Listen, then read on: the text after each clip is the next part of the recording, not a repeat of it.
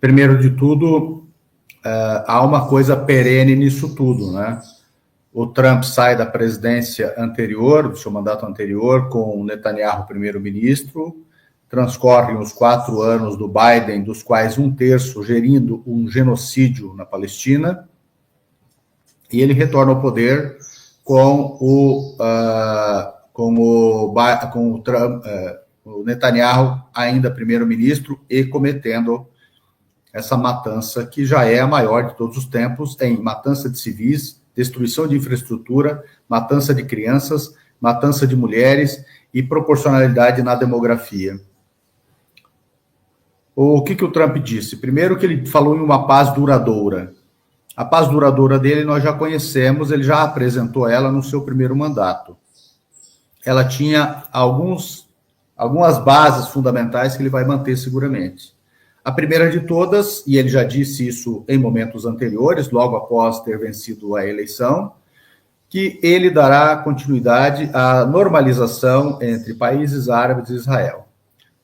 Ele obteve a normalização de alguns países, notadamente dos Emirados Árabes Unidos, o Marrocos, o Bahrein, todas monarquias despóticas e aliadas dos Estados Unidos incondicionalmente. São bases militares dos Estados Unidos. Isso implicou numa inversão do que a Liga dos Estados Árabes havia adotado em 2002. Poderá haver, essa foi a mão estendida do lado árabe, a normalização com Israel, mas há uma condicionante, o reconhecimento do Estado palestino. Reconhecido o Estado palestino implementado, haverá a normalização. Trump inverte isso. Não há exigência nenhuma em relação à situação palestina, o Estado palestino. Se normaliza. Se normaliza com o apartheid em vigor, com a limpeza étnica em vigor, com o genocídio em vigor. E nenhum destes países que normalizou moveu uma palha pela Palestina. Pelo contrário, grande parte dos armamentos, munições e sistemas que deram conta custando 24 bilhões de dólares, mais ou menos 2,5 milhões de reais por palestino abatido em Gaza, saíram das bases estadunidenses na Turquia, no Catar, o Catar da Al Jazeera, essa máquina de propaganda para destruir regimes não monárquicos no Oriente Médio, e os Emirados Árabes Unidos e o Bahrein, esses que normalizaram as relações. Então, esse é o primeiro aspecto. O segundo aspecto fundamental é que ele sugeriu os acordos de Abraão para um futuro Estado palestino, em que haveria alguma compensação econômica, mínima, diga-se de passagem, basicamente aquisição de territórios para alguma troca, mas fundamentalmente, ele determinou que não se concretizasse o direito de retorno dos palestinos feitos refugiados de 47 a 51 na limpeza étnica, e para isso ele tomou 2 medidas. A primeira, cortou a ajuda, o repasse dos Estados Unidos à ONU, notadamente para a UNRWA, a Agência Especial das Nações Unidas para os Refugiados Palestinos no Oriente Médio, para asfixiá-los economicamente e impedir que a ONU continue os assistindo. E eles deixem de ter condicionantes de estar sob o guarda-chuva da Resolução 194, quer dizer, o status de refugiados a retornar. A outra, neste particular ainda, ele passou e ele exigiu que alguns outros países também cortassem os recursos. E o Biden fez a mesma coisa numa dobradinha com o Netanyahu, acusando a UNRWA de abrigar terroristas, ou seja, o mesmo jogo. E ele também lançou uma ideia de que os refugiados palestinos devem ser normalizados e tornados cidadãos nacionais dos países onde estão. Então, aqueles que estão na Síria devem se tornar sírios e assim perdem a condição de refugiados, perdem o direito de retorno ou vão embora dali. O Líbano, a mesma coisa, e a Jordânia, a mesma coisa, que é onde estão os grandes blocos de refugiados, as grandes concentrações de refugiados palestinos. Fora, claro, os que estão em Gaza, 73% da população de Gaza é refugiada, e aqueles que estão na Cisjordânia, entre 20% e 25% da população da Cisjordânia são refugiados descendentes desta limpeza étnica de 47 a 51. Ele também disse o seguinte: haverá um Estado palestino, mas ele desenhou ele. Como? Todas as fronteiras terrestres, as alfândegas serão de Israel e o Vale do Jordão será administrado exclusivamente por Israel. Quer dizer, os palestinos não terão nenhuma fronteira terrestre e nenhuma saída terrestre que comunique com o mundo. Segundo, a soberania aérea e marítima será exclusivamente israelense. O subsolo só poderá ser explorado pelos palestinos com coordenação com Israel.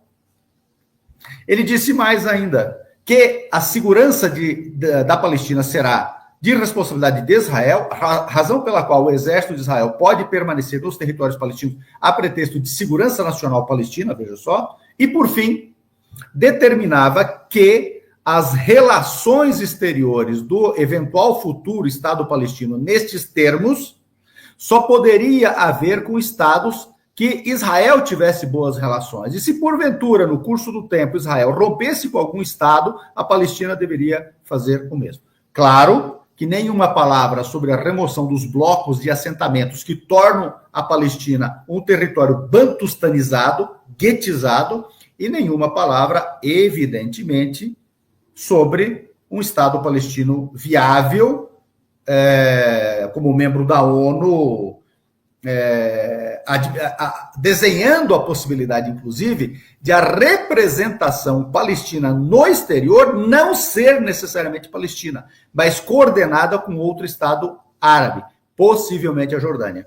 Portanto, as embaixadas da Jordânia no exterior é que passariam a ser as representações diplomáticas para os palestinos, tanto da Palestina para o exterior, quanto os que estão no exterior para a Palestina.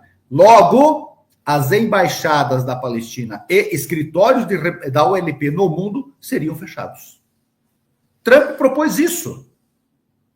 É possível que Trump mude de ideia? Não, porque ele já fez vazar na semana passada duas coisas fundamentais. Quanto ao cessar-fogo, que o cessar-fogo não retira de Israel o direito de se defender. E o que Israel faz a pretexto de se defender? Ataca os palestinos, bloqueia Gaza, e desde 2008, dezembro de 2008, janeiro de 2009, incessante cessar-fogo sempre for o prelúdio de um outro genocídio. Enquanto ao cessar-fogo atual, ele, nesse vazamento também, ele disse que o Israel tem direito a se defender na Cisjordânia, etc., quer dizer, manter o exército, manter os colonos ali. É isso que nós temos que esperar do Donald Trump, do bipartidarismo estadunidense, com uma ressalva.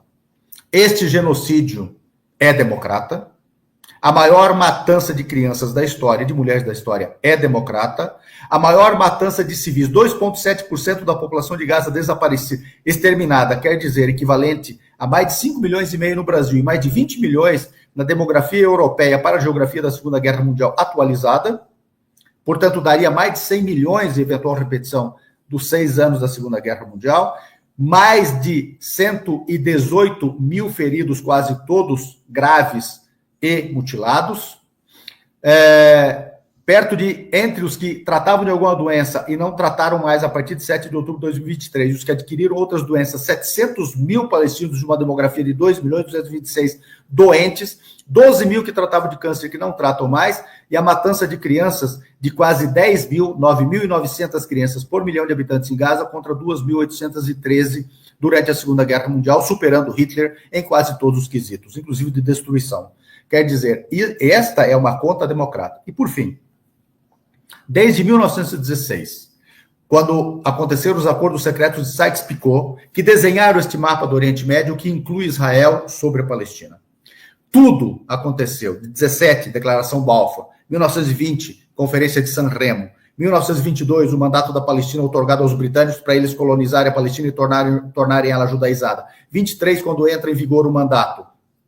36 a 39, quando destrói a resistência palestina na maior guerra colonial que se tem conhecimento proporcionalmente, promovida pelos ingleses contra os palestinos. 47 e 48, a limpeza étnica. 67, a tomada do restante da Palestina, Cisjordânia e Gaza, para estar acontecendo o que está acontecendo hoje em Gaza. Tudo isso, até os dias de hoje, considerando Biden, os maiores crimes contra os palestinos não tiveram republicanos na presidência, e sim democratas. Essa rapaziada da vernissagem, essa rapaziada do mundo cult, de Hollywood, essa rapaziada que adora falar em direitos humanos. Como é que a gente pode tratar disso com o contraste de um avanço da extrema-direita no mundo, de uma junção em torno do Trump, dessa extrema-direita, em relação às democracias, à Palestina, mas também ao Brasil? Como é que tu, como presidente da FEPAL, vê essa aproximação das extremas-direitas e da possibilidade de tentar interferir na soberania dos países? Diante do que tu colocaste da conta dos democratas, então, para a questão palestina, esse avanço da extrema-direita não teria grande diferença? Eu não acho que... cada país tem uma realidade muito concreta. Então, no Brasil, nós temos um setor interno que se associa ao Trump e automaticamente cria este link entre Trump e esse setor político no Brasil. Então, claro que há esse cálculo político no caso do Brasil. Mas, curiosamente, a desestabilização da democracia no Brasil, a derrubada de um governo eleito democraticamente, a espionagem da Petrobras e a Lava Jato, que levou à destruição do Brasil, é democrata. Ou eu estou enganado? Ela é democrata. Então, a analisar, é preciso analisar os Estados Unidos e o bipartidarismo deles. Há uma realidade concreta. Os Estados Unidos interferem em todos os países do mundo de modo a prejudicá-los internamente e externamente, e vai haver um ataque ao Brasil, provavelmente pelo Trump, de natureza política para prejudicar o quadro interno, para favorecer aliados estratégicos que se somam aos seus aliados no mundo, num novo tipo de direito em construção. É perfeitamente possível isso. É perfeitamente realizável isso para a contingência brasileira, claro. Mas isso, de modo algum, deve nos cegar daquilo que é os Estados Unidos em relação ao mundo.